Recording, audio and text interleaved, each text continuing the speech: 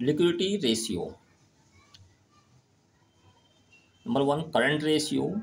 This ratio is explained with relationship between current assets and current liabilities of a business.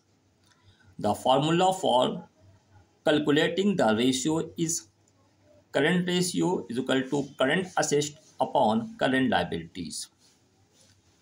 Current assets में कौन कौन से item आते हैं?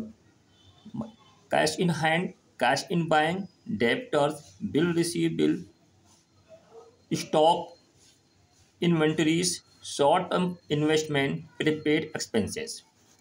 करंट लाइबिलिटीज में क्या आइटम लेते हैं? Trade creditors, bill pay bills, bank overdraft, short term loans, outstanding expenses, provision for taxation, unclaim dividend, proposed dividends. Liquidity ratio में दूसरा जो होता है वो होता है लिक्विड रेशियो और या क्विक रेशियो। इसको क्विक रेशियो भी कहते हैं, इसको लिक्विड रेशियो भी कहा जाता है। Relationship between quick assets and current liabilities is called quick ratio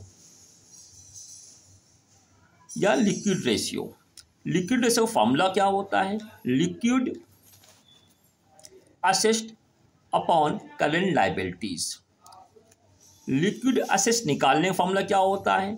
current assets minus stock minus prepaid expenses and advance tax. यानी करंट असेट्स में से स्टॉक को, प्रीपेड एक्सपेंसेस को और एडवांस और टैक्स को घटा देने पर जो बचता है उसे हम लोग लिक्विड असेट्स कहते हैं।